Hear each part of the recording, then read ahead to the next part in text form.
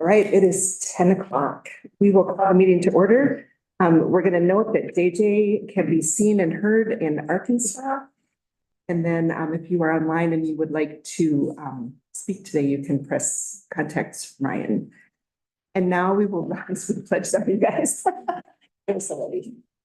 I pledge allegiance to the flag of the United States of America, and to the republic for which it stands, one nation, under God, indivisible, with liberty and justice for all.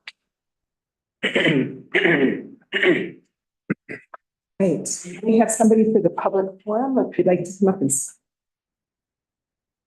would be you. I didn't know if there was somebody else ahead of me or beside me. So this is my first time coming here. I'm really, I should probably tell you in advance that you have 3 minutes. yep, Okay. I'm starting from right this second. Okay, Yeah. we're gonna skip the introductions. Okay.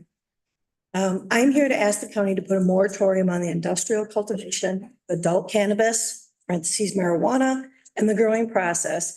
This is the commercial growers for more than 8 plants. This does not affect hemp or tribal lands. The interim director for the OCM, which is the Office of Cannabis Management, gave an interview with Star and Tribune paper on April 13th in 2024. The OCM wants to release temporary licenses to grow by July 1st, bypassing our legislation. The licenses were not to be ready until the early part of 2025. The legislation was to rule on these. And they are now bumping this up and they want to bypass it for one specific group. It's called the Social Equity Group. The Minnesota was to have 2 lotteries. One was for what they call the Social Equity Group and one is for the general public.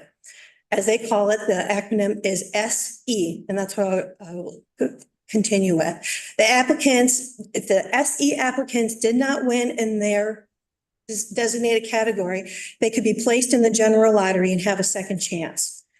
By their own rules off of their website, this is what they consider the applicants for social equity. People who were convicted of processing or selling cannabis, family members of somebody convicted of processing or selling cannabis, service disabled veterans, current or former members of the National Guard or any military veteran, current or former members of the National Guard who lost honorable status due to an offense involving or possessing the sale of cannabis.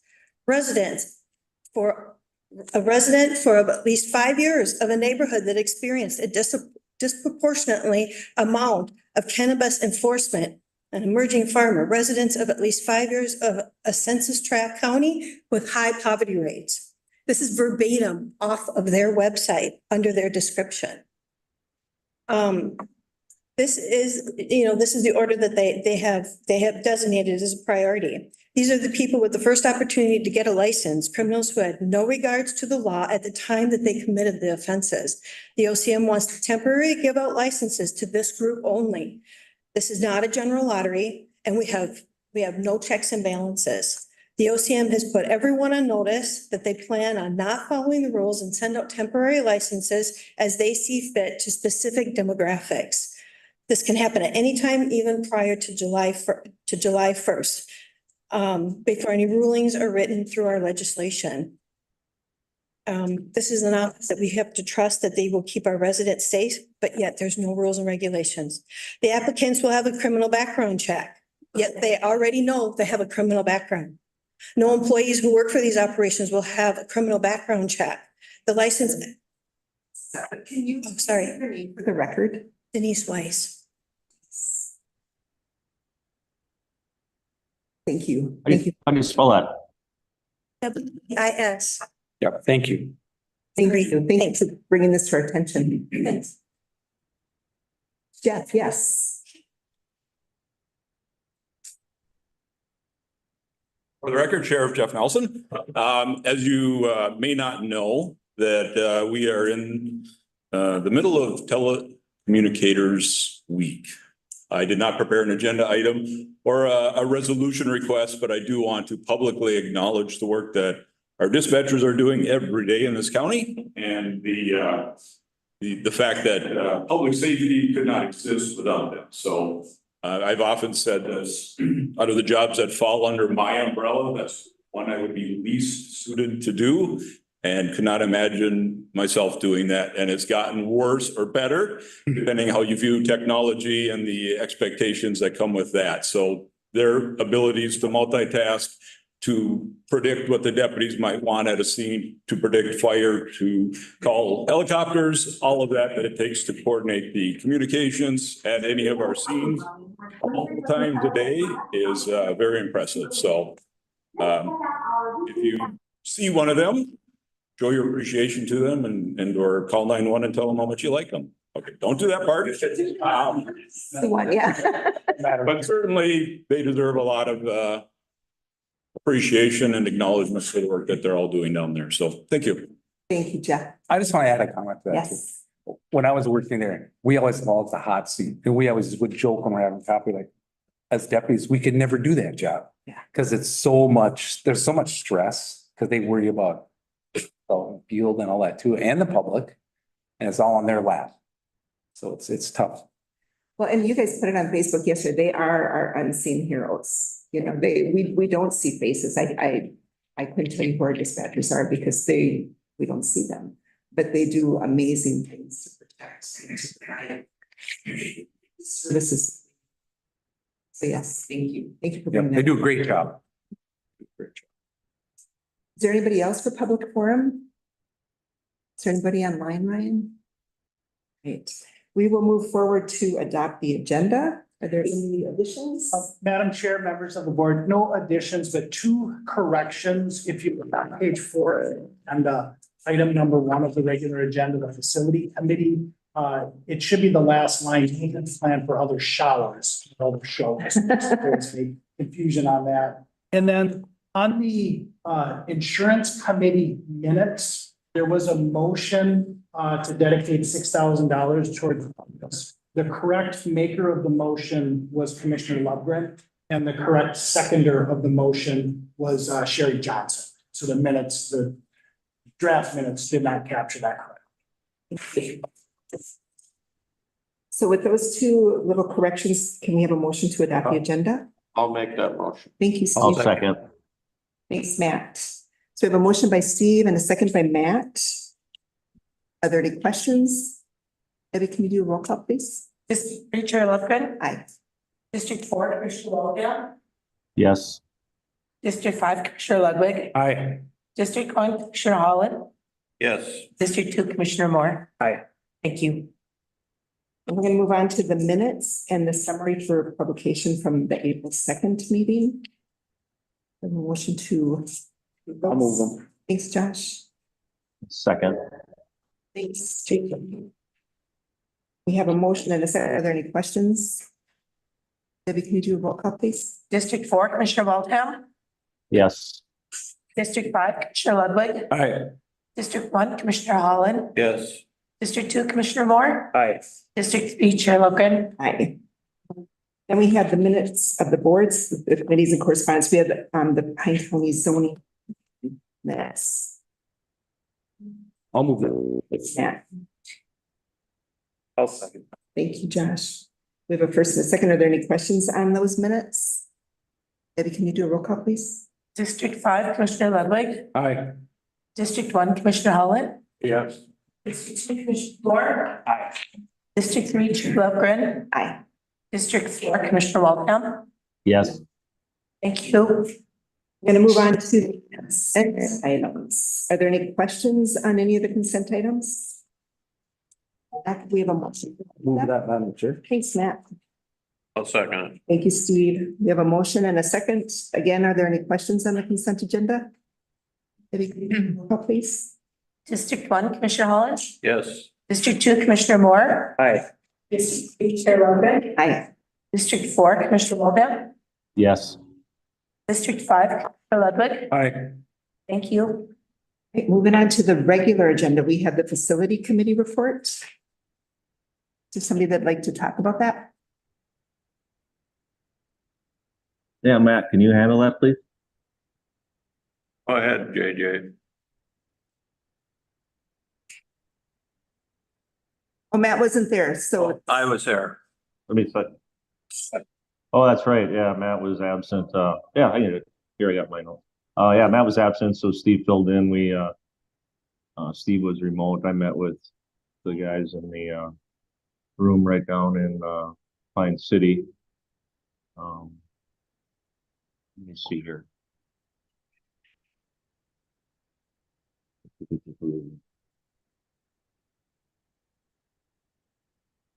Oh boy, I just drew a blank on my screen.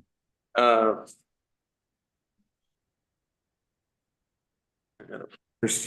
were talking about, seeing the leaking shower in the jail? The showers in the jail needed to be redone, so we moved to go ahead with that project, that start with one and we'll move forward with that. That was the one. Yeah, thing. that was the one big thing. Yep. Otherwise, it was Pretty uneventful. for the event. Yeah, thank you, Steve. Yep. We need to move that. I think we do. I'll move. Thank you, Steve. Yeah, I'll second. Motion by Steve and a second by JJ to proceed with fixing the leaking shower. And then as part of that motion, also to develop a long-term maintenance plan for the other showers? Yes. Okay, thank you. JJ, that's part of your second too? Yep, I'll second that also. It's correct. Thank you, So we have Steve. most, any questions on this? Debbie, can you do a roll call, please? District 2, Commissioner Moore. Aye. District 3, Chair Lövgren. Aye. District 4, Commissioner Wilhelm. Yes. District 5, Commissioner Ludwig. Aye. District 1, Commissioner Holland. Yes. Thank you. We're gonna move on. Madam to- Chair? Oh, Yes. Madam Chair? Yeah, I would just like to add, I got some of my notes back here. Yeah, it just sounds like it was basically at its end of its life expectancy. And sounds like it's just one that they're dealing with now. They just have to try to kind of follow it upstream just to pinpoint exactly where the leak is coming from. And then yes, Steve's correct. There's going to be more of a long-term plan since it's at its end of its life expectancy. We just feel that there's going to be more of the same going on, want to get ahead of the problem. Thank you. Yeah, thank you. No. I can take that. Yeah. So, yeah, we had our meeting on April 8th. I'd like to acknowledge the resignation of dispatcher Jody Benson effective April 29th, 2024, and approve the backfill of that position and any subsequent vacancies due to internal promotion or lateral transfer. This is the second time she's retired. Oh. So, yeah. So it's like it's not going to get the normal recognition, that we would do because she retired and she's been here a long time. And she just came back to help when there was a shortage and she hung in there as long as she could. Oh, that was really nice. Yes. So, and then we had a discussion, Jackie talked about the UKG, program, or it's Formerly Chronos. it's the formerly Kronos computer program and the benefits of the module. And they're really doing a lot of work and has a lot of capabilities so that like when they're doing the open enrollment, it just saves all the data and it makes it so much faster. So just to make changes and things like that. And if some people stay the same, it's easy to stay the same and that kind of thing. So all that stuff's coming online. So it's doing everything we want SSIS to do, right? No. Yeah, exactly. So Madam Chair and Commissioner Ludwig, just maybe to put a finer point on it. We've been on this transition for several years and we're down to the last module that we need to implement, which is the payroll module. And so we are planning to have that live as of January 1st, 2025. And so in 2024, there'll be additional testing and transition planning. And everyone in the county now is using UKG for their time. We still have a separate payroll program that's actually doing the back end work. So wasn't the sheriff's department having a hard time with getting that onto Kronos? Was that kind of one of the last? Jackie is online and she can answer that question better. Thanks, Jackie. Good morning, Madam Commissioner, members of the board, Jackie Coivisto, HR Manager. Yes, we rolled out the UKG timekeeping later in the project to the sheriff's office because there's a lot more complexity involved, and mainly with the scheduling. Because, you know, of course, we have coverage 24 hours a day, and there's nighttime overtime, there's shift differentials, there's many complexities. So maybe we save the best for last, right? So we are still working through that project to bring the sheriff's department completely up to speed. The deputies, all of the staff members are doing a lot of hard work to do their part to help get us over the goal line. But we do have a bit of work to do there yet as we move towards the payroll process. And we'll also have some additional work to do with the highway department. They currently are not logging their time in UKG, but and this is common for Minnesota wide for the counties that use UKG, because there is also complexities that come along with billing of hours for highway. So there will be an interface for the highway department. So all of the stuff will go on behind the scenes with the end result of payroll being processed through UKG. So we'll be doing things on the back end to make this work. So look forward on those. I know that was a challenge. Yeah, and the recruitment module too has helped out quite a bit. Right? Okay. yes, if I could just speak quickly to that.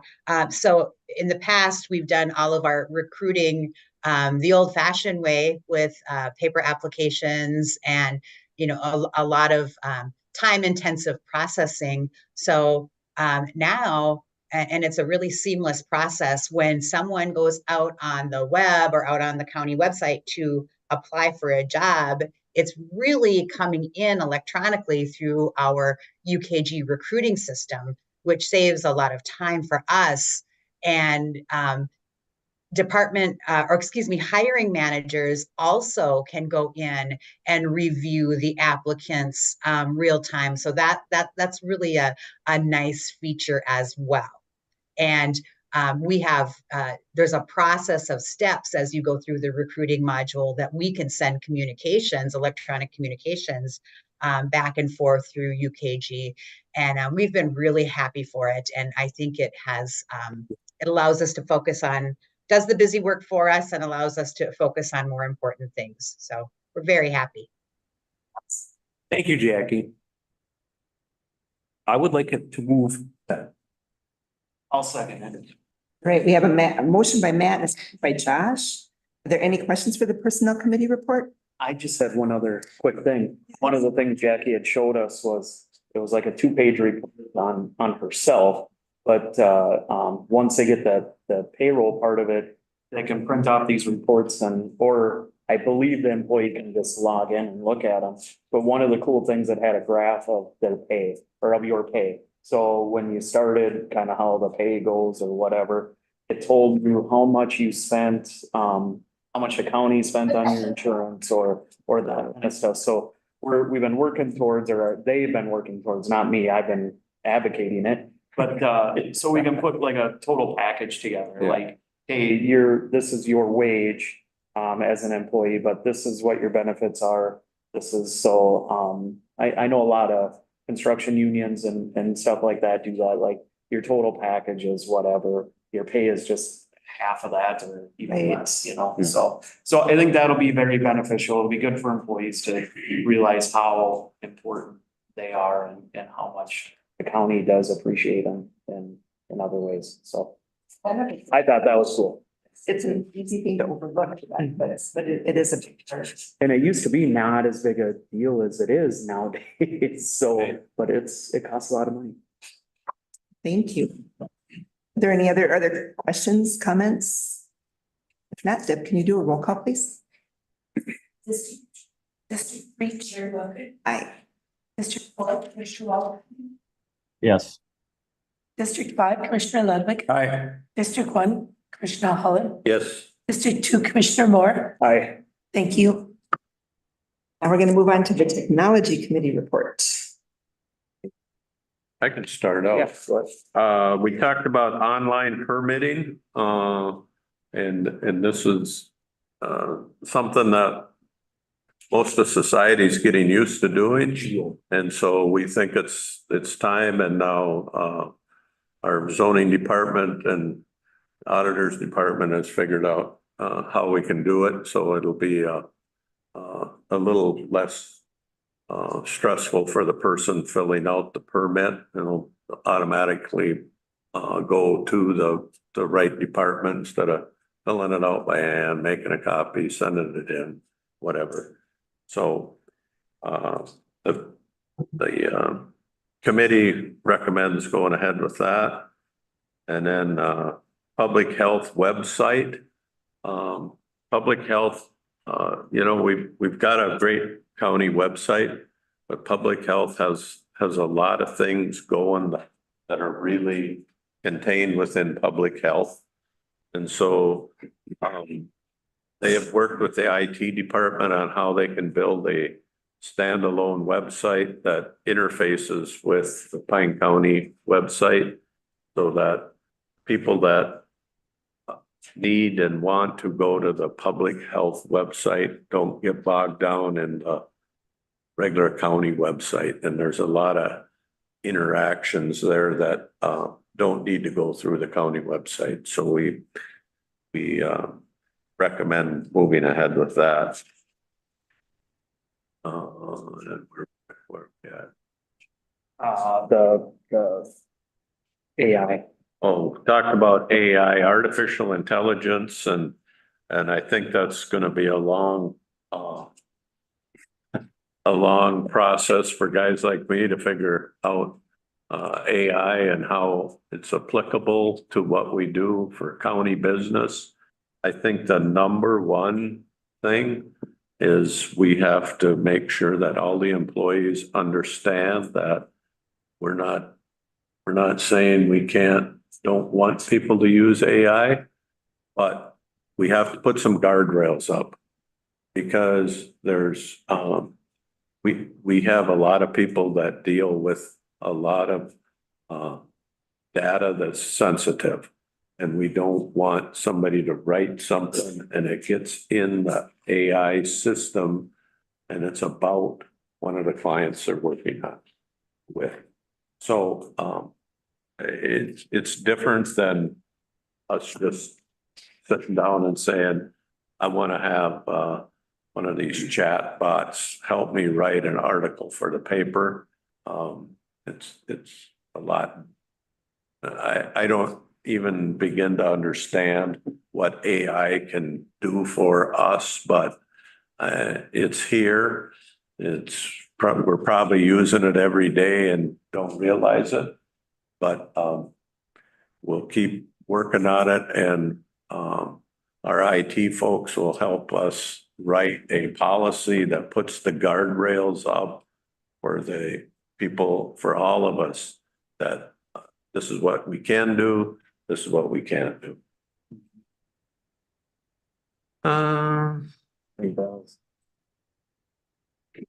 What else? You can fill in the rest. Two things I would just fill in was the online permitting. Aaron and Mike found a way, because one of the reasons we didn't do it, because it costs a lot of money to get set up doing it. So they found out and put it in the Kettle River One Watershed One plan,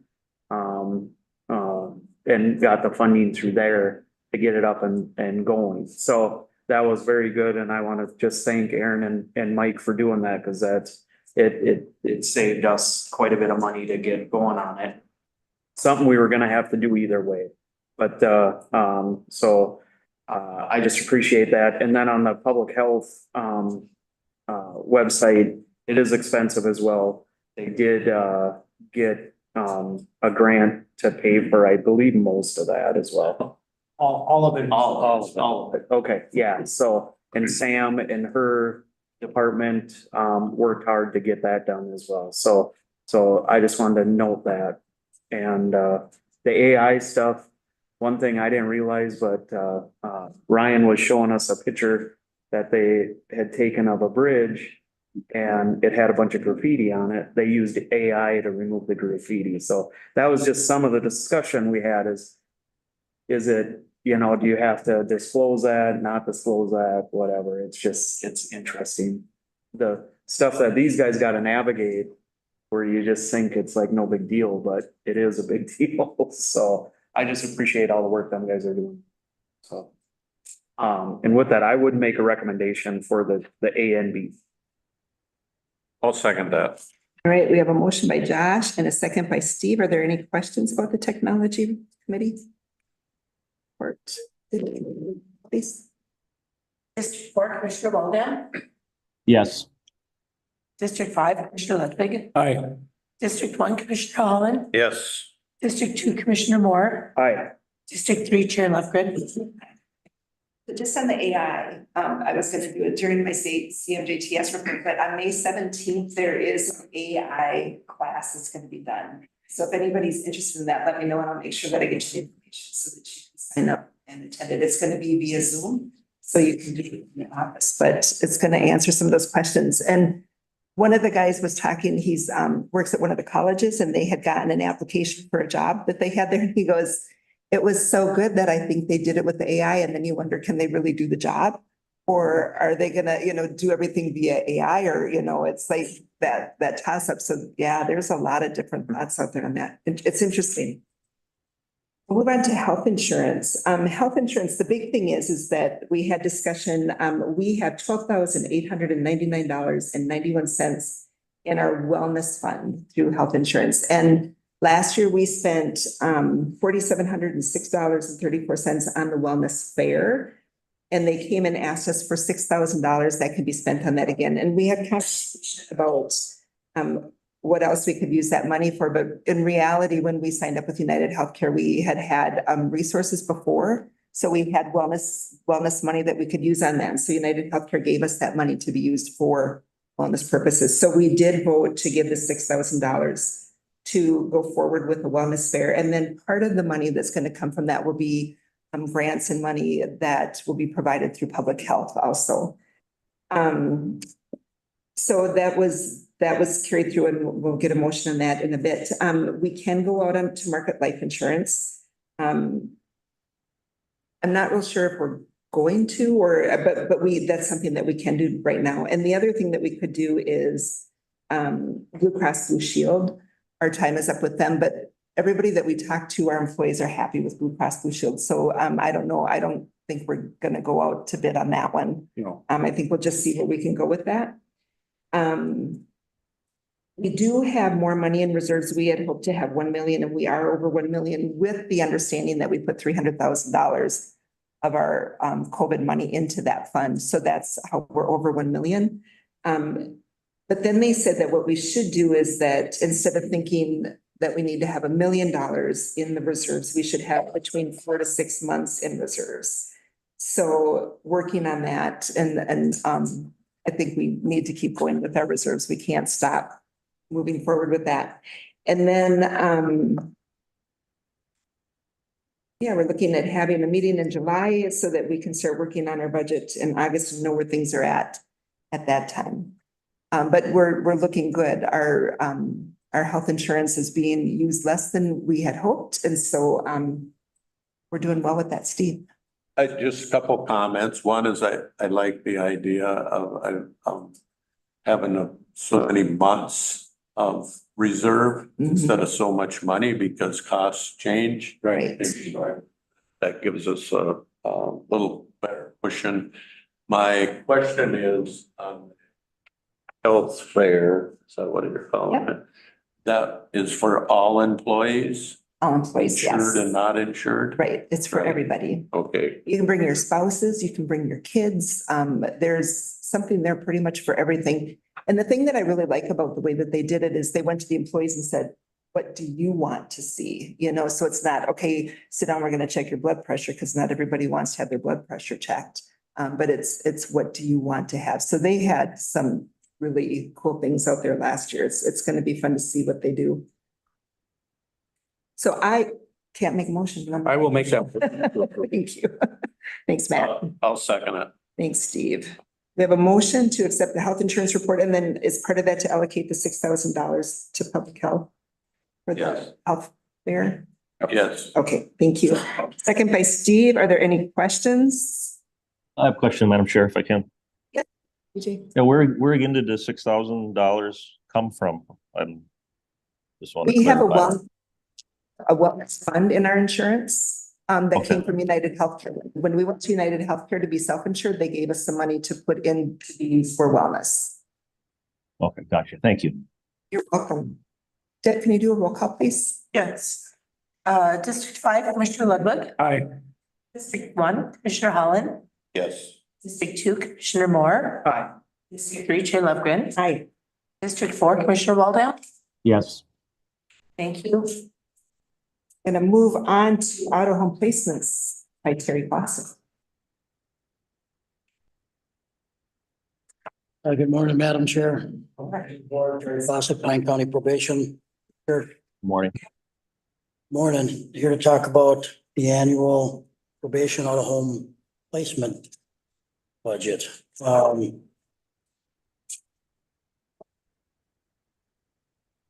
To start, a little introduction, the upper left corner, kind of the why we make recommendations for auto home. A couple of big main ones are, public safety and best interest of the child and least restrictive alternatives.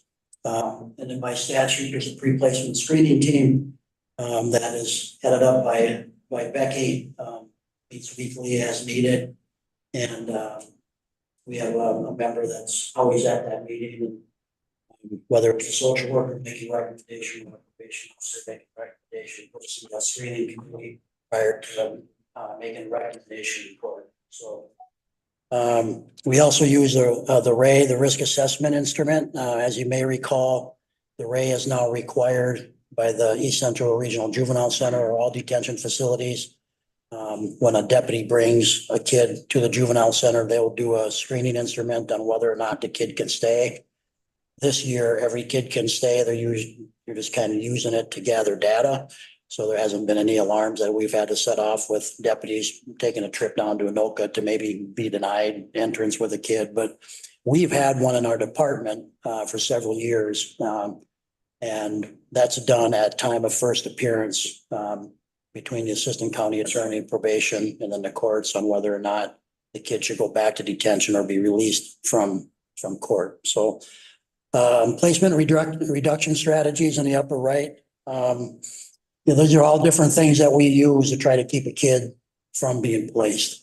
A lot of them have been going on for a long time. Our C5 restorative justice program, this is what we do. Our partnership with Juvenile Detention Alternatives Initiative, they were at our office yesterday, laying out a report that they've done on our collaboration within the county. And then our crossover youth work, we need to improve in that area. We know that.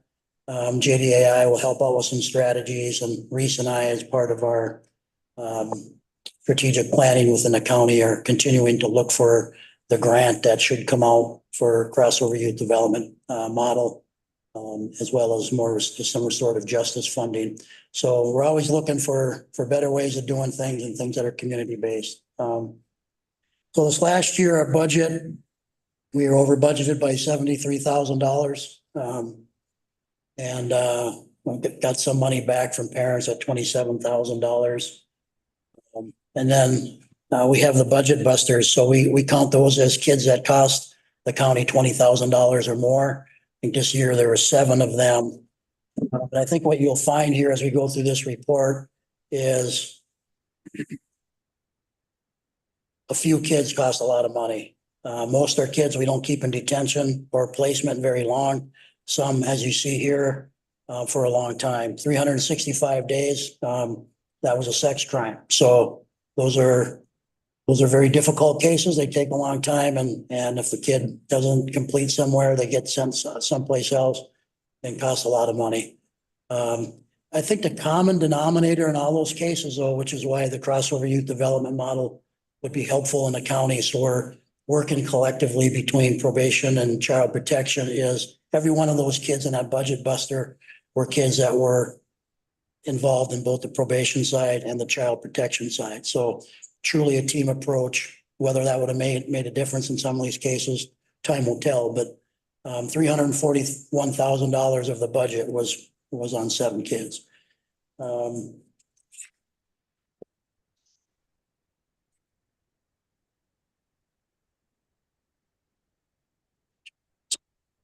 So, Gary, yes. that number just always hits me, you know. And I know we have to spend that money, and hopefully those kids get turned around. Or it's gonna cost us way more than $120,000 for the rest of their life. But I was just at an extension meeting last week, and we spent way less than that on a couple hundred good kids that don't get into that side of the equation at all. So I always keep that in mind. Yeah, I think the other thing to look at, and I think we have some statistics coming up here. The front end work and the front end cost savings that you don't get to see. The C5 restorative justice program is a big piece of that, right? Reese and his department allowing kids to be diverted, where if they go through the program successfully, they never enter the criminal justice system formally. Our data, and I was just telling David this morning, Reese and I get contacted no less than probably twice a month from jurisdictions from around the country that want to learn more about what we're doing in Little Pine County. And it's always good to me because I always forget about the good that we do sometimes, because when you're in it, it doesn't always feel so good, right? But it's been a model. I think to tie in what you're saying, Commissioner, the top placements that we've used here in the county have been the juvenile center, their secure detention, the 70-90 program, outpatient treatment, as well as a non-secure program at Anoka. So if you remember, I know Commissioner Butler was recently down there, campus-wide, they have 100 different beds, not just what we contract for. And we've used Village Ranch Hutch House for independent living skills, and we're still in the process of working with Boys Town, Nebraska, and hopefully they'll get licensed by the DOC this year. They have just a tremendous program. One of the things we found, we even talked about this last night in our JDI meeting, is sometimes people get referred because we don't have any other place to refer them. Doesn't mean that's the best thing for them, right? So a kid ends up doing some time in a detention facility, and maybe that's not really the best place for a kid to be. So we'll continue to try to figure out better options. So our annual placements, this last year, there are 1,553 placement days in 2023, but 7 of them counted for 1,181 of those, or 76% of the placement days. The other 27 youth were only there for an average of 7 days. So you can see kind of the theme here in Pine County is detain you, have a first appearance, find a better alternative for you, and get you out. That being said, we know that there are certain kids that need to be lodged, and we make those recommendations. And the court holds them kids accountable when need be as well. Placement types, these are the kind of big ones. DOC Secure is what we contract for, and the different programs that are done under the Secure program. So that's the majority of what we do, and then non-secure. So I've said this every year that I've been in Pine County, that if the state had more non-secure options, we would have less bed days in secure detention, but there just aren't enough non-secure programs in the state. Placement expenditures, so we went up again from 2022, again, due to those budget busters, but from $378 to $442,000 this last year in probation expenses. Our use of our East Central Regional Juvenile Center, we've been a member of the Joint Powers since the facility was built in 1997.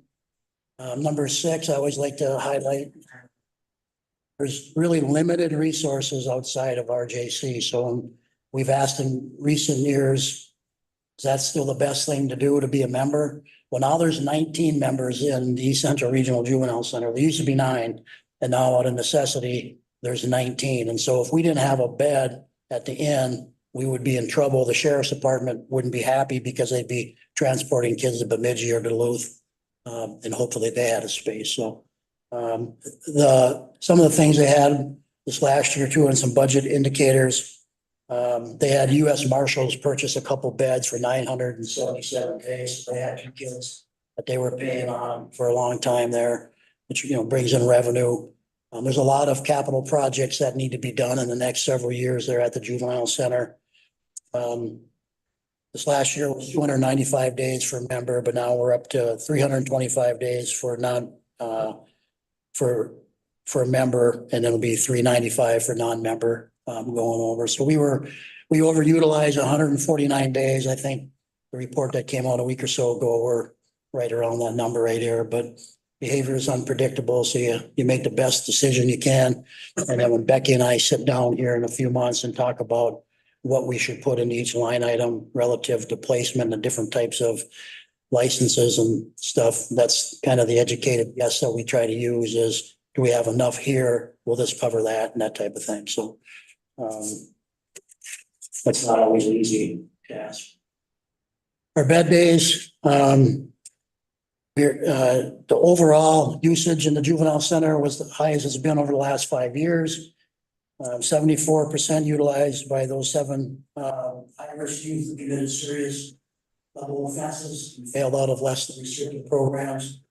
And then we utilize it for outpatient CD treatment. So yes, you get charged. Yes, that's an out of home, or yes, that's a placement out of home. But to me, that's a really good placement out of home when you're working on their chemical dependency.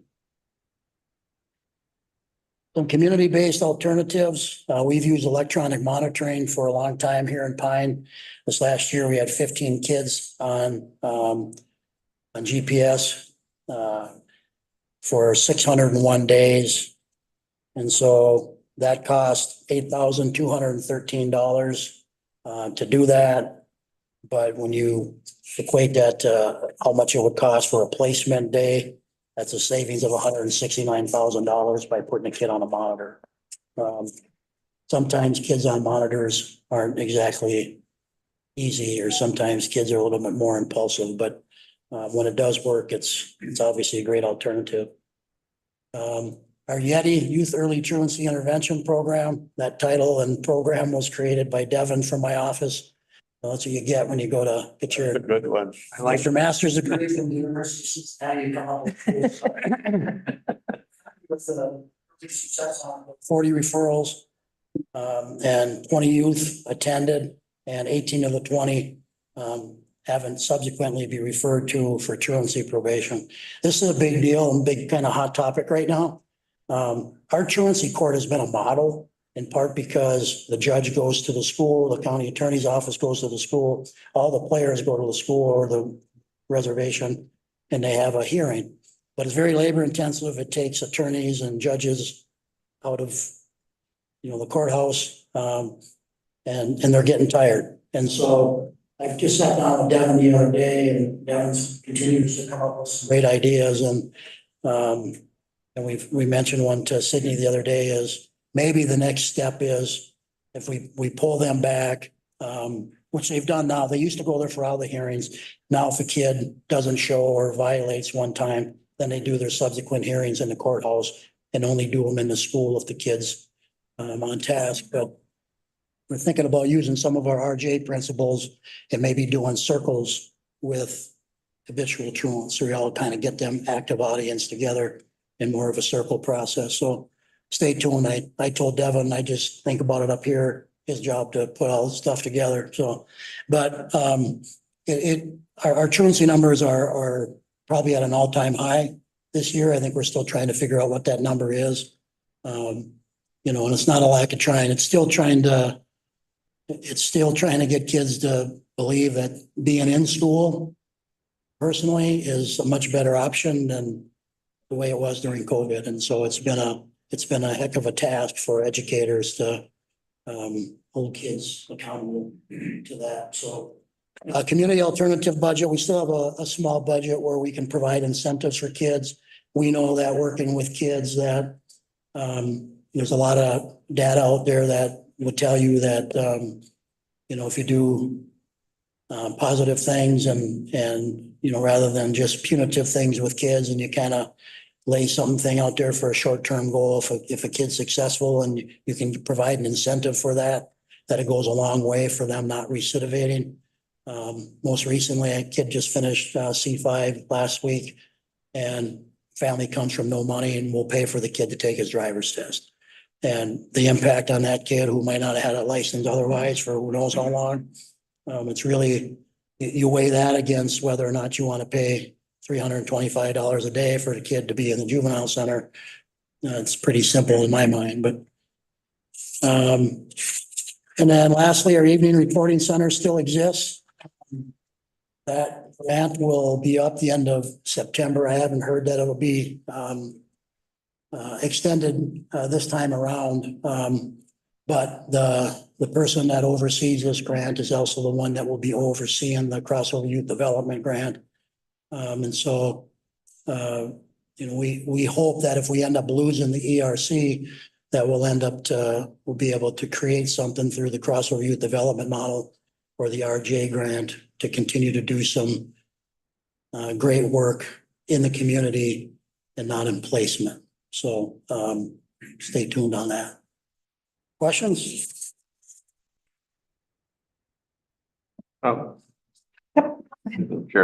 Jerry, going back to the non-secure facility, I think you're talking about places that seem to work. And so what, did they not fund them well enough? Is that why they fell off? Or is that the number one reason? We just didn't think they were working enough to pay enough, or what? Well, it's an interesting question. I was part of this youth intervention task force that the legislature came with this year. This is one of the things, right? What do we do to keep more kids in the community and not in placement? And I was part of a subcommittee that looked at other states on how they do things. The number one, the best states have models where they call them communities of care. Where, for example, if you had 4 regions in Minnesota, you'd have 4 different communities of care, where each community would have non-secure programming and that type of thing. And it's going to cost a lot of money. And that was kind of my feedback was, I'll be long retired by the time you get 4 communities of care in the state of Minnesota. And it truly has to come down from the legislature, your initial funding. But yeah, there's never, in my career, there's never been enough non-secure programming. And some of the good programs in the state that had regular placement, like Woodland Hills, that also had non-secure options, have closed. And then so Thistledew Camp, was another one. We had really good programs in the state that didn't survive for multitude of reasons. Some of them real simply political. And so, not good options. My brother's a businessman that deals with housing for homeless and veterans. And I said to him 10 years ago, if you want to make a lot of money, you'd go into non-secure for juveniles. My brother was an administrator at Woodland Hills for 27 years. And because it's such a need, if you didn't, Village Ranch is really Village Ranch, and then the non-secure down at East Central Regional Juvenile Center. Really only a couple that I know of. We use a couple other one-offs that are like, if we have a girl that we know that's been trafficked, those different programs, Heartland Girls Ranch, and places we can use. But other than that, there's just not enough of them. Nice job. Yeah, I always appreciate this. Interesting. Go ahead, Josh. Well, as the commissioner district that lost, I guess I'm gonna have to buy supper because I had 3/5 of the budget busters, or 3/7 in my district anyways, but no, I really appreciate it. What you guys in your office are doing, and Reese and stuff. It's really, I used to be the type that was like, hey, if someone commits a crime, put them in jail. But these kids, talking to Matt and stuff like that, and it's like they just go down that path. And the amount of time you guys are working with them and trying to keep them out of that is really beneficial. And You can keep them from labeling on that first It's hard to measure, but you guys are done so well. Recently. Well, it takes a village, right? I mean, Yeah. Commissioner Moore, before the meeting, had a meeting, and one of the superintendents was in this meeting yesterday. And we're talking about a case that we're working in restorative justice. They said, first thing that I told the kid was, I should expel you. I could expel you right now. And she said, but what good would it do? Right? And, but if you had people thinking the other way, that kid would be just as involved. And he's a good kid that made a really poor choice, right? And so, you know, you'd have to have a county attorney who's willing to risk things politically for the good of juveniles, and you gotta have, we're thankful that Sherry Johnson, who's from this county, has worked with juveniles her entire career and absolutely loves it. And, you know, but it's, yeah, to your point, Commissioner, we had, when I started as a supervisor for Airhead Regional Corrections, maybe 4 years ago or something, they had, this would be common where you'd have a probation officer mad at a kid, lock them up on Friday, and then release them because we have forms where you don't need a judge. You can release them in X amount of hours and you can just do it yourself. So this way they wouldn't get any calls over the weekend. I mean, if you think about it as a young PO, that's a brilliant move, right? I'll lock you up Friday, I'll let you out Monday morning, I won't get bothered all weekend. There's zero evidence behind any of that it does anything for a kid except harm. And so juvenile center, even that we use in Anoka, has short-term programs like that. Juvenile center in Duluth was called the Kitchen Program. You go there and you cut food for the weekend and let you out on Monday. I've never seen any evidence that the kitchen program for 48 hours in a kid's life made them into some phenomenal citizen. Same thing down in Anoka. Even though they have it, doesn't mean we need to refer a kid there. Now, if it's a safety issue for the kid or somebody in the family, sometimes we have to put them there for a couple of days. But I just had this conversation with my juvenile agency the other day is, you know, this isn't us. We're not going back to, you know, the mid-90s here about how we deal with kids. So we're not going to use that as our tool, that because we're struggling, right? This is where us have to figure out more community-based options rather than 2 days down at the juvenile center. We've had a little over 50 foster children in our home, and the majority of them were there for truancy. So you think of how much the counties used to pay for truancy to have out-of-home placements versus what you guys are doing now. And just that Yeti program, I'm so proud of Devin for coming up with that and just moving forward with that and doing everything he's doing.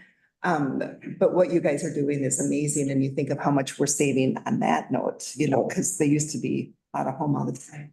And because Jerry's program, I think it was simple. I was at the JDA AI meeting yesterday, and to have Katrina and Curtis talking about Pine County and what they do. You and your staffs, you know, Cindy was there too, and all the work that they do. Pine County is, I'm reading this, it's just so that you know that it's from Katrina. Pine County is used as an example on what to do throughout the state. Collaboration. So they go throughout the state and they're talking about the things that Pine County are doing. And they don't even just work in the state, they do it nationwide. And so the new JDAI program, when you send that, you can put in any information and go anywhere in the state or throughout the nation and see what other states are doing, other counties are doing all over. And it's going to be exciting to see everything that Pine County is doing. So you guys are always a step ahead. And that's what I heard yesterday over and over is how our staff and I mean, the collaboration, you've got the schools, you've got human services. They were talking probation and human services, and some counties don't even work together or talk together. And so they work with the same clients, but there's no crossover with that, where you guys work so closely together. So you've got the schools, you've got probation, you've got human services, the sheriff's office, the attorney's office. Everybody works so well together that we are an example throughout the nation. So thank you for everything you guys do. I think it's because you care and you like your job and you want to do the right thing. You make a difference. It's easy to just do nothing and just let the system do it, right? But that's the best part to me is that you do the extra mile and all the extra work, and that's dedication. Look at a lot of our kids, you know, our families are so busy that they don't have parents at home, a lot of them. And so they get lost. And to have people in, sitting in restorative justice and having the head of probation, meeting with those kids and talking to them about what they're doing, that's pretty incredible. That people would take that time to be with those kids and you look at the lives that are being changed because of things like that, because somebody's showing that they care. It's huge. So thank you. Thank you. Appreciate it. Thank you, Terry. Thanks. I didn't know I was gonna Thank you, do that Terry. while you were saying, did you? I did. Sponsorship of Snake River Watershed going to the MCIT. Thanks, Mike. I'm Chair Mike Gainer, Land and Resources Manager. So the Snake River Watershed Plan Partnership is the new Snake River group going through one watershed, one plan. They're seeking liability insurance. Pine City is Pine County is their fiscal sponsor. They're a joint powers entity, so they're independent, so they can get their own insurance. They're seeking it through the Minnesota County's Intergovernmental Trust. They're sponsored by a current group to be considered for membership. And so they're requesting that from us for the sponsorship. The bylaws of MCIT state that the sponsors shall assume no liability costs or other obligation of the sponsored member. I'll move it. Thanks, Josh. I'll second. Thank you, Steve. Are there any questions for Mike while he's up? Insurance is a good thing today, right? Yes. So we have a motion by Josh and a second by Steve. Debbie, can you do a roll call, please? District 1, Commissioner Holland. Yes. District 2, Commissioner Moore. Aye. District 3, Chair Lundgren. Aye. District 4, Commissioner Wallkamp. Yes. District 5, Commissioner Ludwig. Aye. Thank you. Thank you. And we are on to East Central Energy's border-to-border broadband updates. He stepped out just in time, didn't he? Oh, yeah.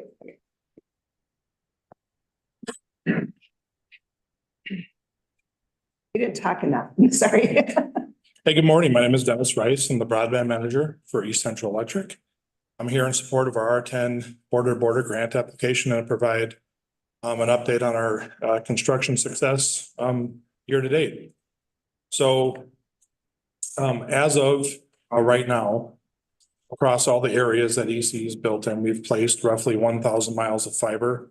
We've established our core network, which will support internet access, resiliency, redundancy for our entire footprint. So EC's mission is to ensure, aside from the electrical, to ensure quality, resilient internet access for all of our members, regardless of who they're getting it from. So we're starting with grant applications serving the unserved and underserved areas in which we serve.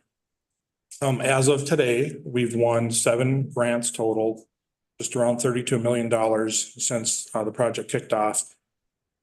Strong support from Pine County has gone a long way to help us win the grants that we have and are going to be applying for. We have about 600 members actually active surfing the internet right now. This month, specifically yesterday and May are going to be big milestones for us. Drop construction has officially resumed. And currently in Pine County right now, there are ITG as our general contractor. They are in Pine County doing home surveys to lay out the details for getting the fiber drops placed to Pine County's residents' homes. Installations of those fiber drops should start in about 3 to 4 weeks, with the expectation that by July-ish, depending on how construction kicks off here in the next month, those home installations would begin in the parts of Pine County that we're serving in July. So it's a great product. We're moving fast. We have I believe 10 crews in market right now doing drop construction. We've got roughly 16 crews doing mainline construction. And we have, aside from the 600 members that are actually surfing the internet, we've got about 2,500 members that have actually ordered products and services across our footprint that we're constructing in. And I guess more importantly, as a show of support from our members, we have around 16,000 EC members that have actually pre-registered as of now. So, we're moving at a breakneck pace. Like I said, 1,000 miles of fiber completed so far, and that's since last May 8th. We're hoping to get another 1,200 miles of fiber constructed by the end of this year. So it's a 5-year project. You know, we understand that building fiber internet is one thing, but staffing up to support those members once they're active is EC holding up our end of the bargain and providing a high level of service like EC is known for to those people once they're online. So happy to say that we have 8 broadband staff right now, from optical engineers, broadband techs, fiber maintenance techs, so that when there's a fiber cut or something needs to be repaired, we've got in-house talent. And I was informing Faye, who's accompanied me yesterday, that with the staff that we have, 8 broadband techs, we're bringing a combined 165 years of experience in the fiber optic telecom world. So we're starting out. We're starting out with a high level of talent to support this network going forward. So R10, we've been successful with one of the Pine County grants, PFSAs that we've applied for. At the end of every grant cycle, EC meets with Minnesota DEED to see how we can do better. And I think one common theme is that it's just so competitive and there's only so much money. We're thankful for the partnerships we've had already, especially with Pine, with Minnesota DEED. So we're coming back with our Pine West PFSA, which we're currently working right now with Pine on the resolution of support. We have to have a resolution of supports back to EC by April 30th to support prepping the grant package for submittal on May 7th. So the PFSA for Pine West is covering, I think, 1,002 households in Pine County.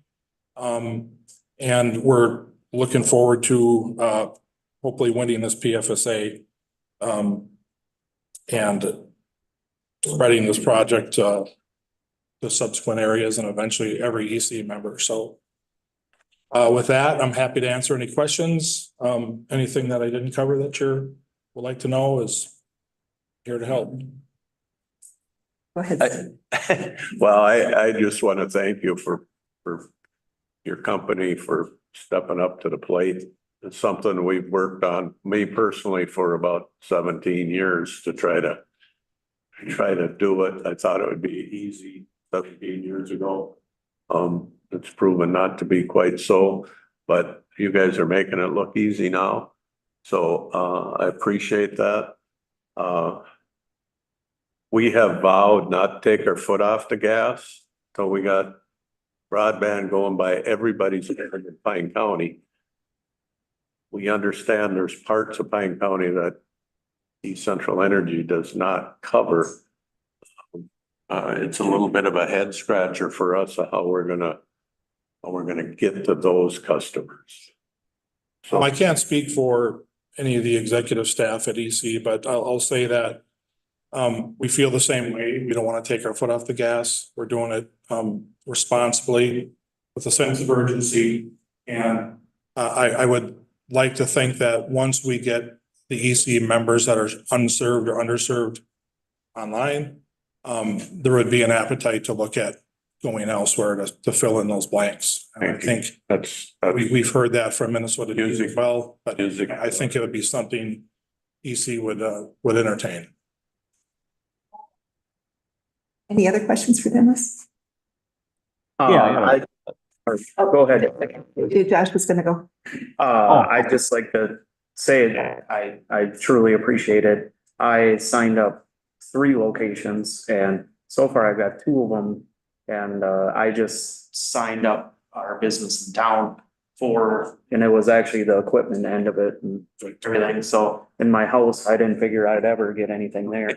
And I just did the email. So that I think is coming pretty quickly. So I am super excited and having 4 school-age children in my house. They are extremely excited. But I just want to say one of our businesses is 35 is right out the one side of it. 23 is what, a mile away from it.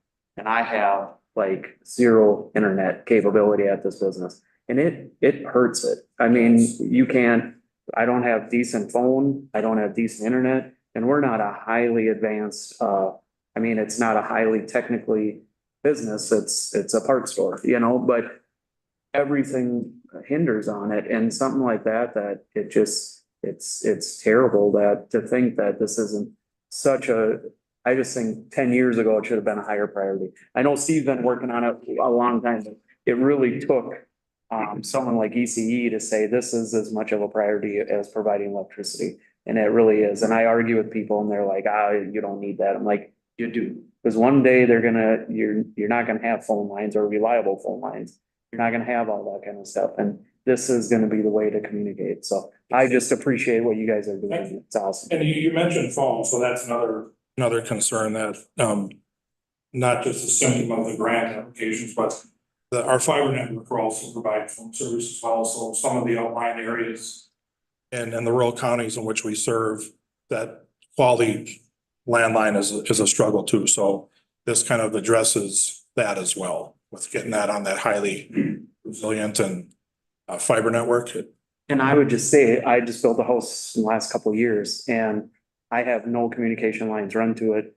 The provider in the area wanted, it was $1,000 more to run not very good phone line with very poor internet to my house than it was to run electricity to it. And it's like, I didn't waste I wasn't gonna waste the money. So, no, it's awesome. If y'all pass that along. JJ? Yeah, I was just curious, are you experiencing any supply issues with your product with receiving fiber? You have enough fiber to put in the ground and you don't see any?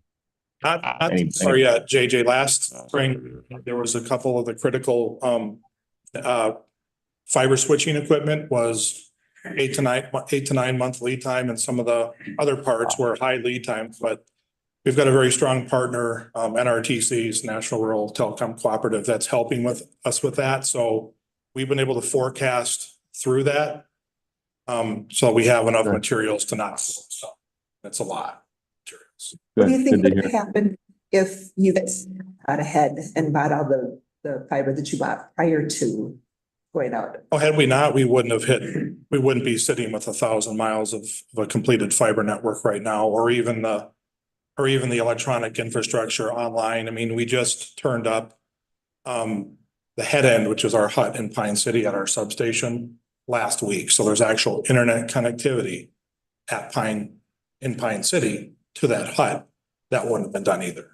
So forecasting through some of those long lead times is critical, and we have calls daily on it's such a huge project, and I've got a lot of experience in fiber optic and telecom, but until I joined EC and got integrated into the project, I had no idea how complex and how many ancillary paths there are to derail us from our goal.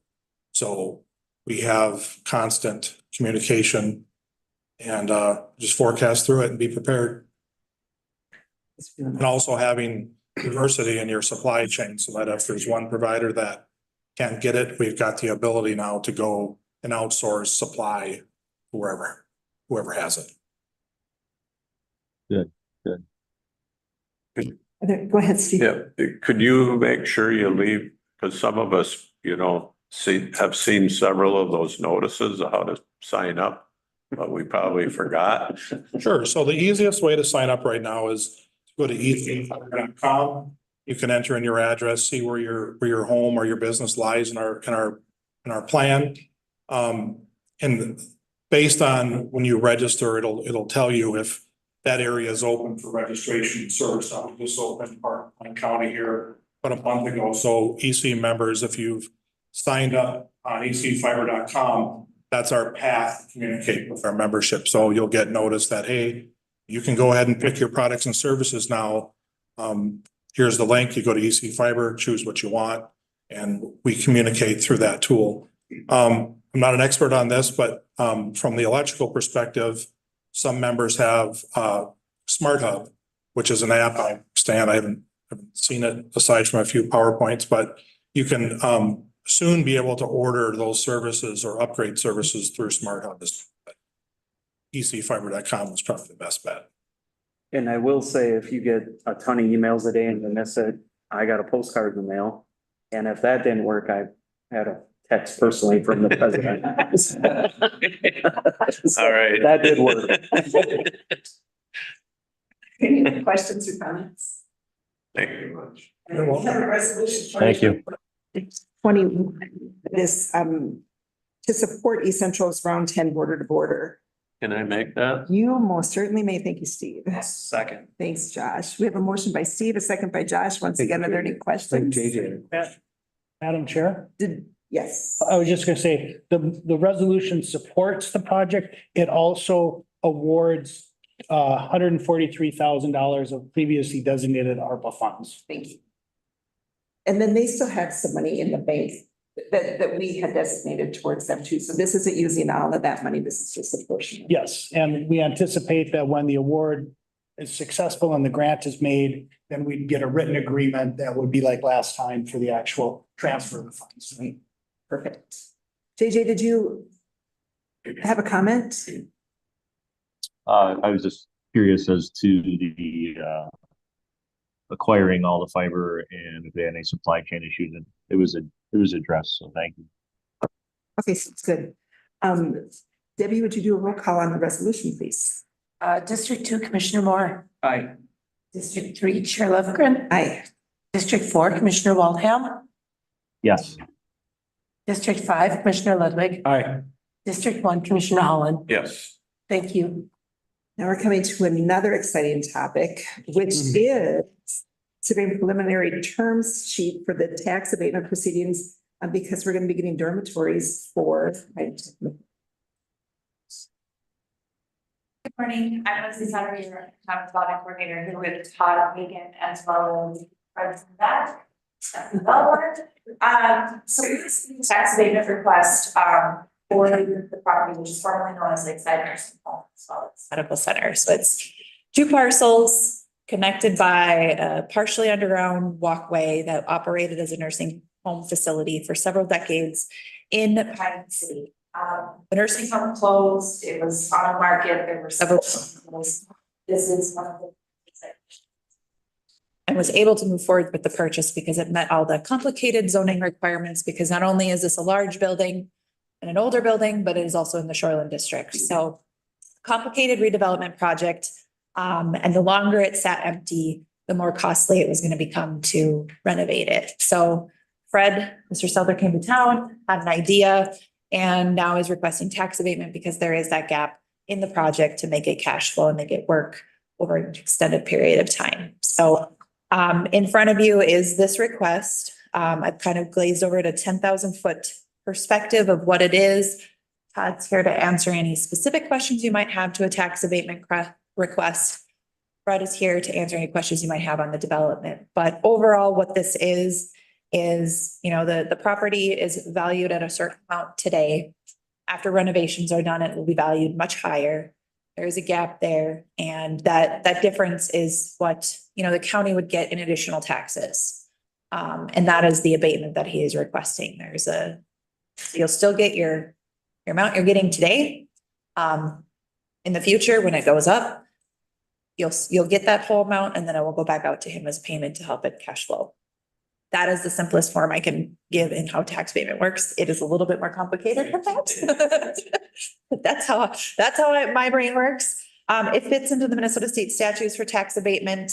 That's where we bring in our smart partners from Ellers to make sure that they run all the tests and run all the numbers and tell us if it actually does meet the test, and it does. That is why it's at a 15-year term. They do also propose a 5-year look back. They want to come back and look at Fred's books after 5 years to make sure the projections are as stated, because there does need to be that but-for test met, where if you didn't get this assistance, it wouldn't work as a project.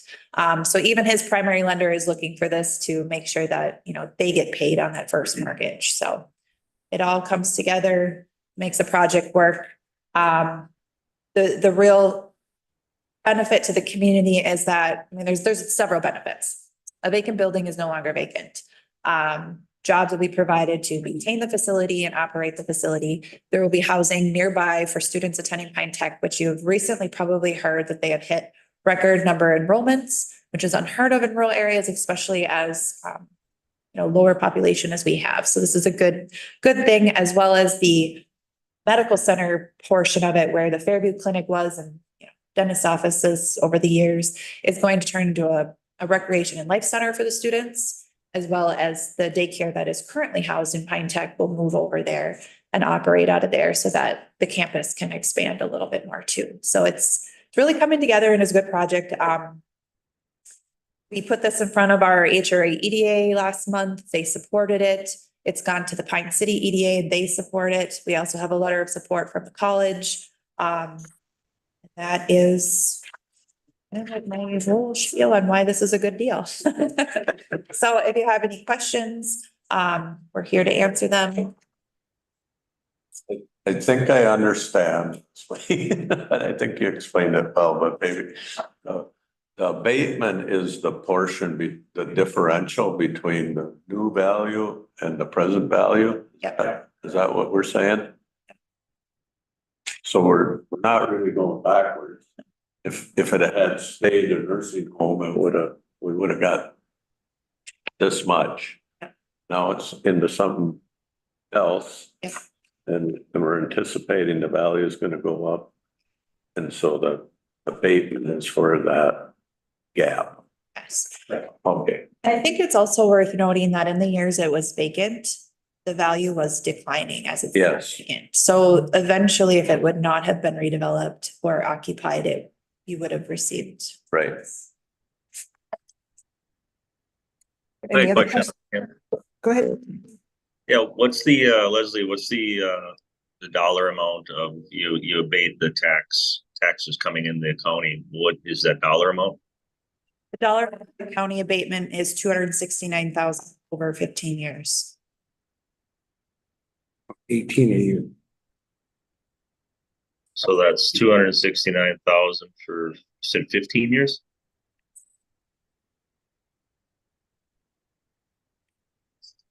Did I lose you? Oh, sorry. So it's 269,000, 15 years, correct? Yes. And that's what they would have been paying in, correct? Correct. You pay it in and then we pay them back that abatement amount. So they have to be able to make their full tax payment and then pay it back to us. Right. It's not a. I'm sorry, you're gonna have to talk in the mic, but he's. Thank you, Leslie.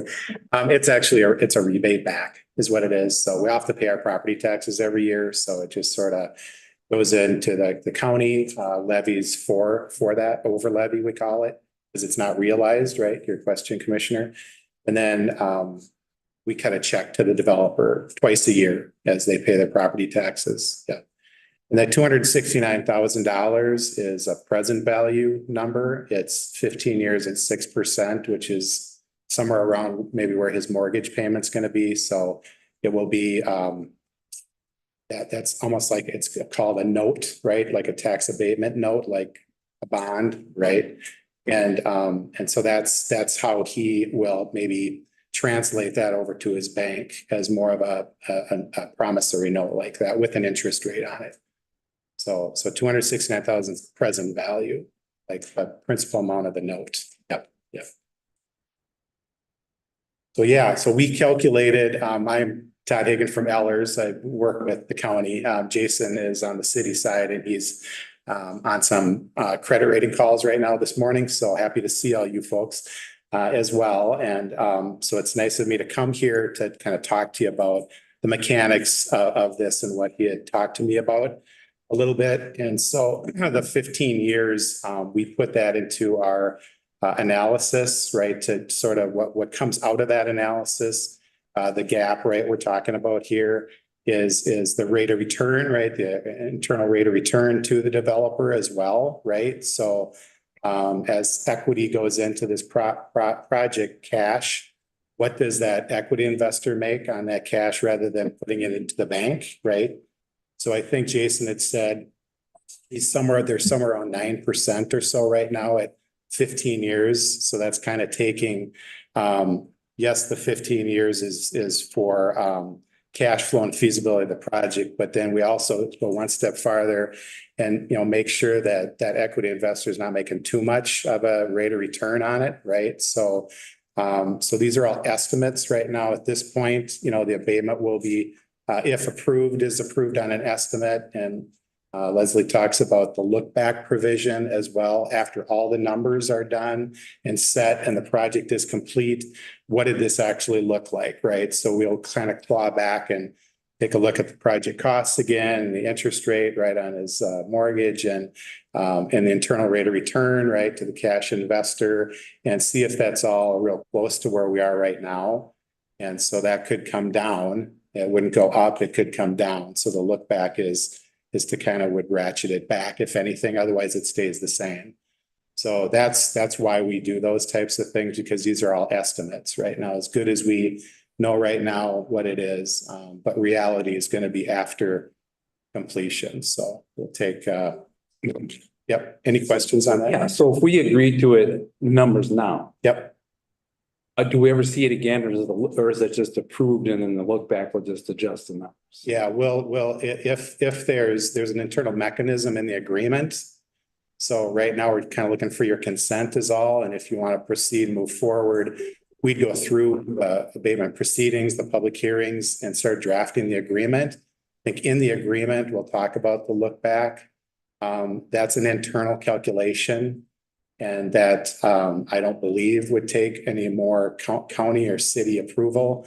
That's already in there. It's been all pre-approved. So there's a formula in there that we would look at. So that would be all administratively done. Yep.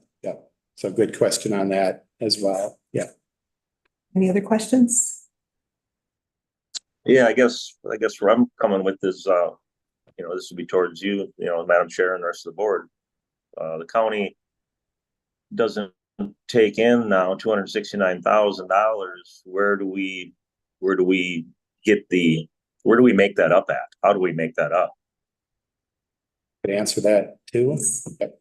So it's like Liz, it's not real, it's unrealized taxes right now, right? So the base value, and all three taxing jurisdictions still get those property taxes. What's redirected is the extra additional from the new project value. And so that hasn't come on anybody's budgets. It's not affected by anyone's budgets right now. So it's kind of like tax increment financing, where it's frozen and sort of redirected. And what the county does mechanic wise is we do projections on what the base value is right now. We just know what that is. And then any additional value, the assessor kind of figures that out for us for the following year. And then the county and the city are going to levy.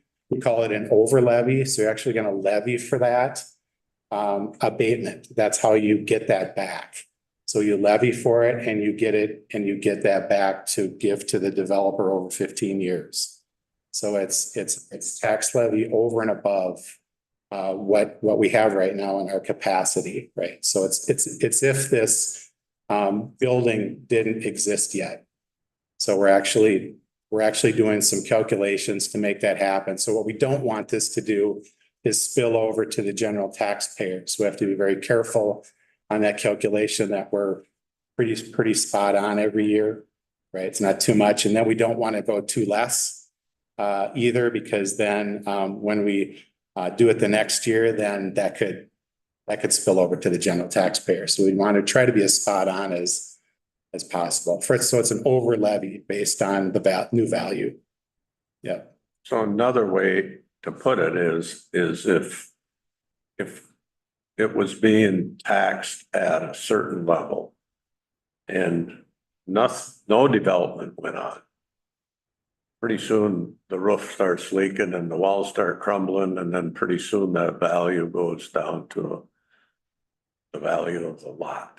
Yep. And so then that's how much, I mean, we would be regressing every year. This way, we're holding steady at what we are getting. And 15 years from now, we will Improved property. we'll have this improved property that's worth more than it is now. That's a great point because the base value is gonna stay where it is and it's not gonna depreciate like it would without this new development. So you're probably ahead of the game on that by just freezing that right now. And then, yeah, Right. the value goes on. So that is guaranteeing your base value. In other words, guys, And Madam Chair, I would just add the immediate benefit to the community, Yes. to the city, to just everything to have this. I don't know if anybody's got a chance to talk to Joe or see Joe lately, but I was at a thing with him and he is so excited to have this on campus or so close to the campus within walking distance, and it'll just be a huge benefit to the area. And the school is going through a major expansion right now that is just a mainstay to the area, and this is just gonna add to it. And the school's actually leasing part of it as well, or bought it. I'm not exactly, but so all the students would be able to use some space in there for activities and stuff. So it's awesome and I appreciate it. Well, and that space that's utilized, it's for all students, not just the people that are living there. It's for anybody that goes to school there. So that's a huge benefit to be able to. Yeah, the college actually owns or rents it. I don't, but it's their space. So he said it's gonna have like a hotel type workout room, not like a full blown gym, but and then some TVs to watch games and do stuff like that. And then like you said, the daycare, which is another huge benefit. I think they're adding like over almost doubling capacity there or something like that. Yeah. So, and then the students that live there, I would assume would have opportunities at working there and doing stuff like that too. It's a full deal. And then you don't have everybody commuting around and just coming in, going to school and leaving, they're living there. So, Look at the benefits even with workforce, while they're going to school there and living there, we're gonna have better workforce. We're gonna have, it's just gonna improve everything that we have.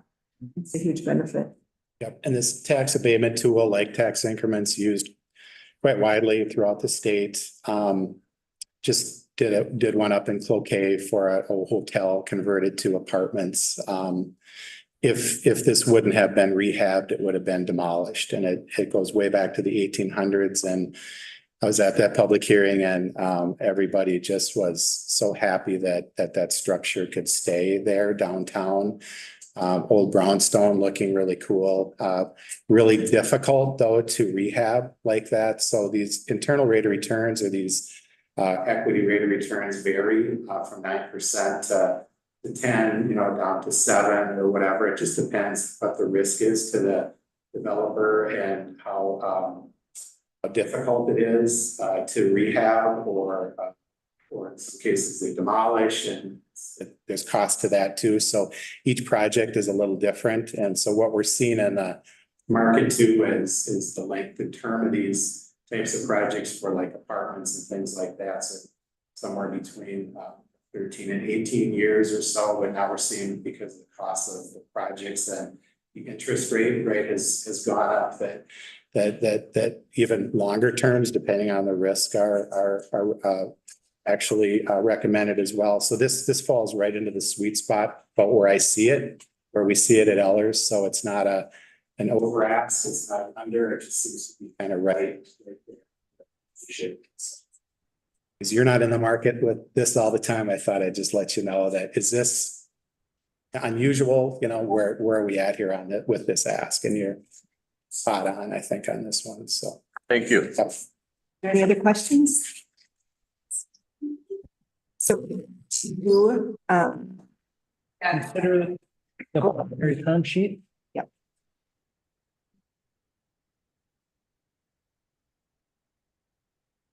So if you're in agreement, you could make a motion to adopt it. Do we have a motion to?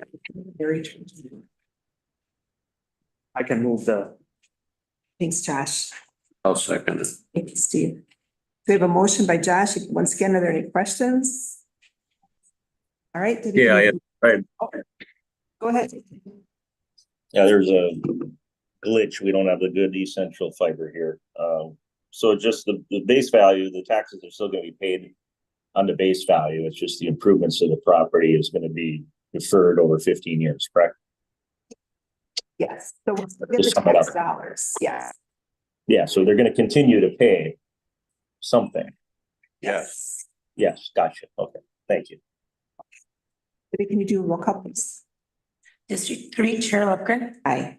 District 4, Commissioner Waldman. Yes. District 5, Commissioner Ludwig. Aye. District 1, Commissioner Holland. Yes. District 2, Commissioner Moore. aye. Thank you. We are on to commissioner updates. So we're at labor negotiations for IBEW. Thank you for bringing that forward. Labor Oh, negotiations. really? Sorry. Go ahead. Go ahead, Matt, or are you on? We met, we have another date scheduled. Okay, All this much.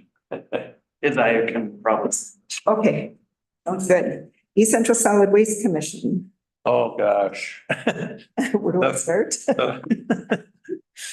In the whole process of this permit that we've been talking about for 2 years, that we knew we needed for 5 years.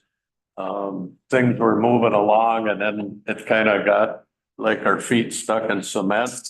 So, because now there's some new people at PCA and they were looking for, maybe we should do a 20 or 30-year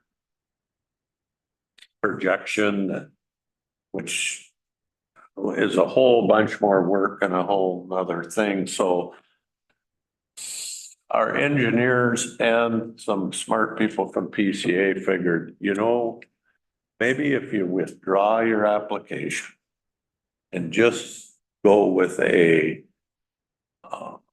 think an extension of your present permit, that'll work until we can do this 20 or 30-year thing, which needs to be done anyway at some point. So that's the direction we're going. It looks like bids will be able to be let in mid-April, maybe May, so construction could start right away in June. Nice. So I think we're back on track, almost. That's good news. Library. We found that all of our computers are old and they do not go to Windows 11. And so we're looking at purchasing new computers for all of the libraries. So that's going to be an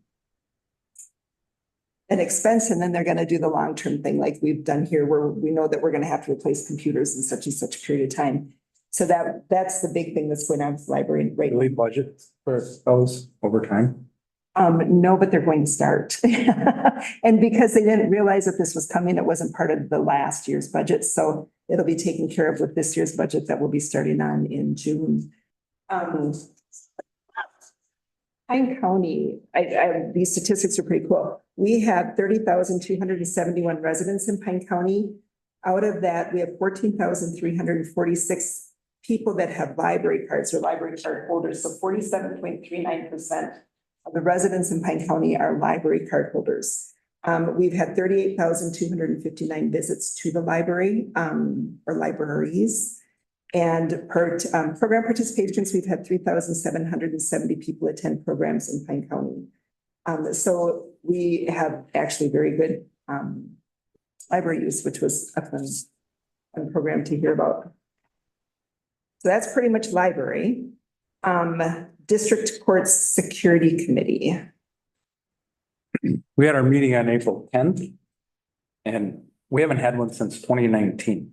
So it's kind of picking up, well, the COVID thing got in there and then the courts are happening online. And so things are just kind of, so Judge Stephan, the Honorable Judge Stephan is chairing it.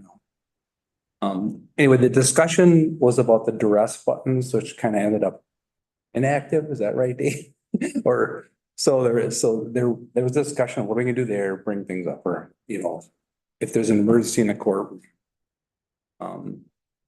Discussion on cameras, where cameras should be, where they're not, things like that. So that's all. So we're just kind of getting rolling again. And we're gonna start meeting quarterly. Just kind of keep things moving, and we're gonna look back at the old study, the security study that was done, I think in 18 or 19, right? 2018 maybe. So look back at that. Then there was some discussion like right now, the secure levels when you come in the main room of the courthouse, you go up the steps and that's where the metal detector is. But so we're really a wide open facility for something to happen. And do we make it a single point entry? And that's a discussion we have to have at the board, because you want people, it's a people's house, right? Right. But how do you make it comfortable for them to go through something like that? But also at the same time, they should maybe feel more comfortable because they can feel secure once they're inside there. So I don't know, we have that discussion. And I don't know what's gonna happen. We've discussed it before when I was on this committee. I know if you go to any government building in Stearns County, you're going through a metal detector. And it takes seconds because you're efficient. But once you're in there, you feel kind of good, But so anyway, that's something we need to probably think about as a board. That'll probably come, I don't know when it's coming back, because we'll have that discussion. And we don't know cost, but right now they have that metal detector up there. And how often you man it, we don't know that. Peak hours, what do you do? But we do know that the courthouse is a vulnerable spot. So. The employees have been talking about that for years. That yeah, it's a pretty vulnerable place to be. But you also want the people to feel comfortable. Right. Going out. Yeah. I know when I go through TSA to get on an airplane, I always feel a little bit better about getting on that airplane because they're checking. So yeah, I don't think we're gonna X-ray people. Yeah, no, but yeah. Anyway, so who knows where it's gonna end up? So I have there. Soil and water.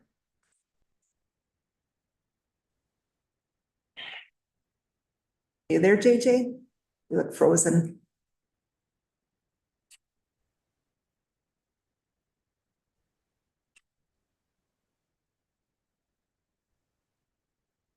Gonna be me again, right? Yeah, it's gonna be the river. I'll just jump to. We had our one watershed, one plan meeting. We did not have a quorum. But we still discussed some of the follow-up stuff. We could reviewed our joint powers agreement.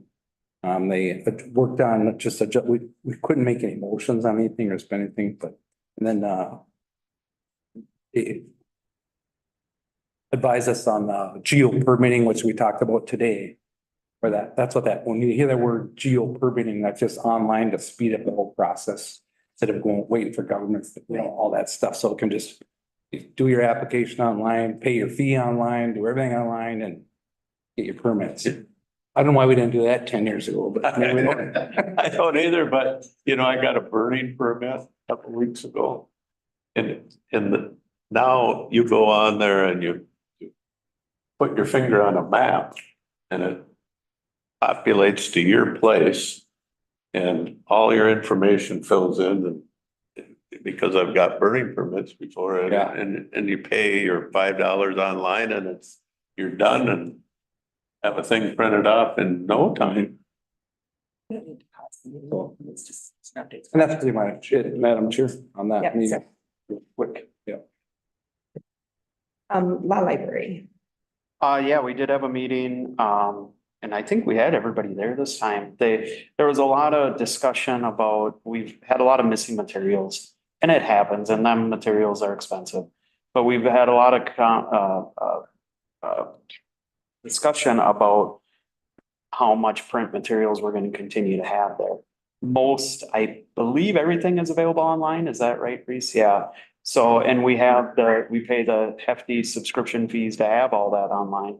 So maybe we don't need to have much left in print. So that's kind of an ongoing thing that we've been discussing. We're going to reach out to see how much we have to have, maybe by statute or something like that. So, and then a couple of things we had discussed is maybe some better computers, maybe another one and a printer. So I know Bonnie was gonna maybe reach out to Ryan about some of that stuff and see what we had to invest.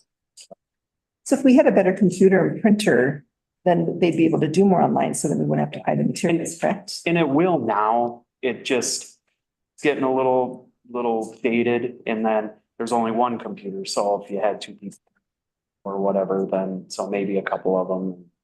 I don't know, I would urge anybody to go, we haven't had a meeting there in since COVID, but it's kind of cool, they got a lot of the old books, and I know nothing about any of them. So I'm the one person that's on the committee that isn't an attorney, but other than Bonnie is our manager, but it's so they talk about all that stuff and it means nothing to me, but I'm there and it's a good group. We have a good time. So. JJ, Looks do you like- want to start? Yeah. This thing has been staying live and connecting. Yeah, So, got a bad connection now too.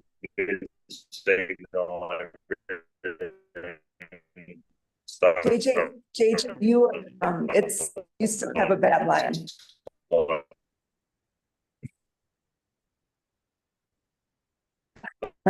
Okay, let's go to extension committee.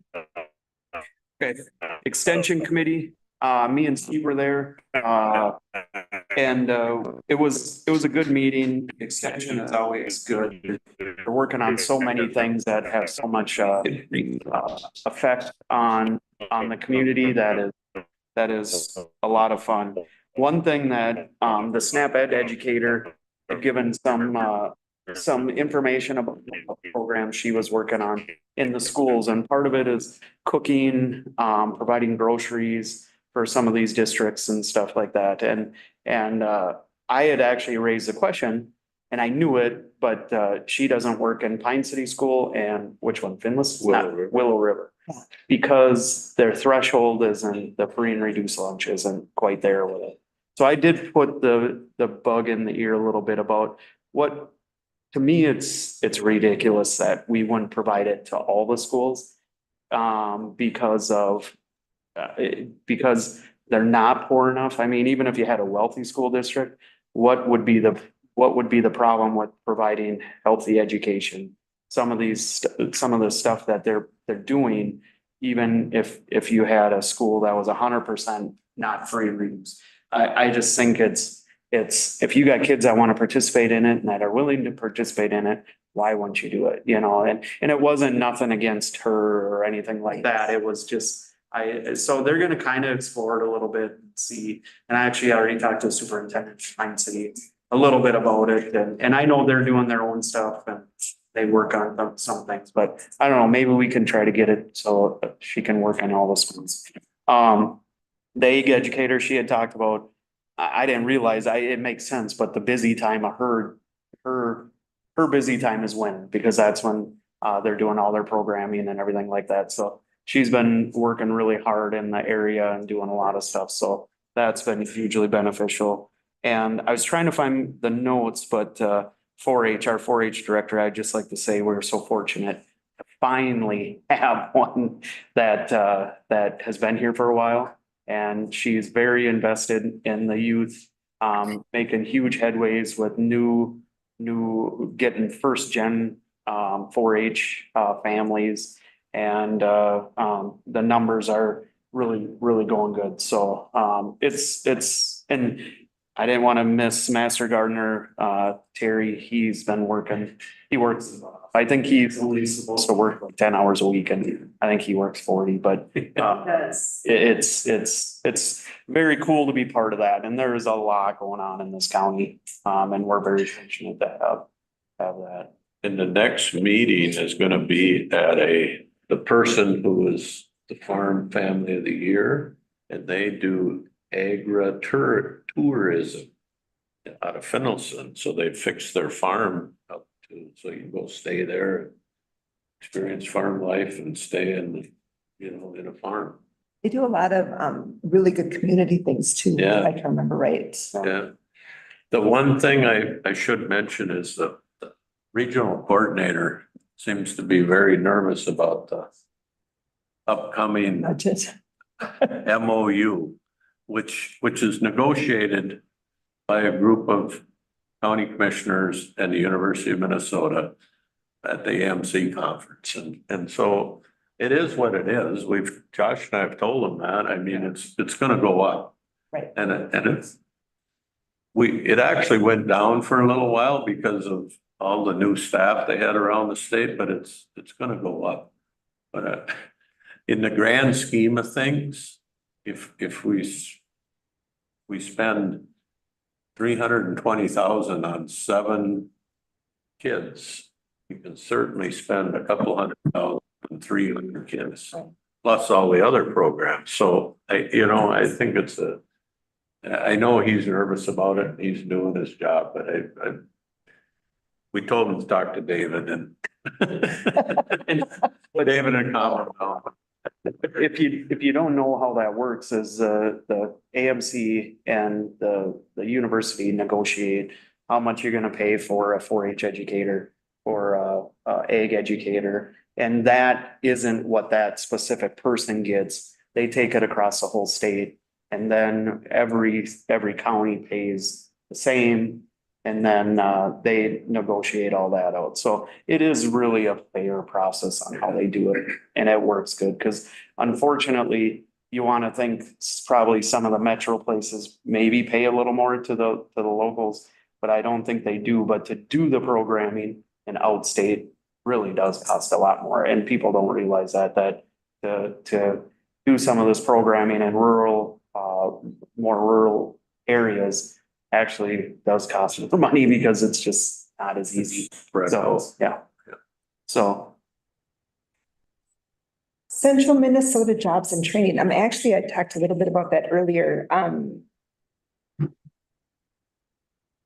So we've got the May 17th from 9 to 11 is A1 or AI, training, and it's going to be Zoom. So let me know if you're interested in going to that. They just talked 81% of the business owners and the workforce are white. So they're talking about how to get more intermingling and that type of thing. We gave away excellence awards. So that was a fun time to be able to do that. And I mean, that was pretty much it. Does anybody we got Highway 23 Coalition. JJ, were you able to attend that? No, I was not. Do you want the soil and water report now? Oh, yeah, we can get you through, yeah. Yeah, just a big thing to take away from that was Kelly Henry is going to be moving. So her last meeting is going to be in May. So they're going to have to follow their procedure, what they're going to do to replace her if they are on board. Tree sales are starting April 29th to May 4th. 87% of the stock's already sold. And our Soil and Water Conservation District is going to help assist Knavic for hiring their next manager. Paul Swanson is going to help with that hiring process. And I got a copy of the unapproved minutes if anybody wants to see everything else. Look, business as usual. Thank you. You're welcome. All right, so Highway 23, we missed it. Others, anybody have? Others, Northeast Transportation meeting was held last week. And many times I've come back from that and reported that we got 500,000 or 900,000 in new funding. This time we actually lost about 60,000, but I'll tell you why. And because the demographics in the state are changing and more metro people or people in this state live in the metro than the outstate, the formula is changing. So starting in 2028, we're going to get a little less money. And some of that money has already, transportation is always looking ahead 5 years to 10 years, but 5 years stuff gets programmed in. So there's going to have to be a little takeaway. You couldn't promote that we're the fastest growing county in the Yeah, state. yeah. And there's a multitude of reasons why they shouldn't be taking money away. But this is from the federal gas tax. This is on the federal side. So when the federal gas tax hasn't changed in 10 years, there's only so much money to go around. So if a bridge in some little town is already in the program and the bridge costs, they got to take away 250,000. So you know how much bridges costs $1 million in some little town of Orba or something is counting on $250,000, and you took that away from that project would never go on. So it was determined that every county would just take a little bit of a hit, $50,000 in federal funding, 60,000 would be sufficient, which is better than if you're the county that has to lose 250,000. My heart sank because I thought, oh, for crying out loud, they're going to take back that 2.8 million that we're getting for the Highway 61 bridge, but that's not the case. So our stuff is too far in the program for a take back. So. Anybody else have any others? Okay, I have a couple others. So there's a tribal leadership committee that's meeting with tribal leaders in AMC, and there's I can't think of his name, but he's from Grand Portage, and he used to be a county commissioner. Oh, Bobby Shane, yeah. So he has asked AMC to start getting the AMC and the tribal leaders back together again, because he just knows that there needs to be some work. So Becky and I were invited to go down to that meeting, and it was really good. We had, let's say 6 tribes represented, and then there were 3 counties, but then we had good AMC staff. And I'm just talking about getting to know each other and ask some of those questions that need to be asked and set the base on that. And then that will continue moving forward. So that was a really good, meeting. I'm glad that he did that. We had Sam from Black's Band came for that. So AMC Maskachek, and that's the work that's been happening with ICWA. And that actually is today going to legislature. They're going to the House and Senate, I want to say, this week. They wanted AMC to do a support letter, and it was decided that we really, it's a tribal issue. It's the tribal is the one that was working on that, and the counties and state were invited to be part of that so that we could have that conversation as to what's doable and what's not.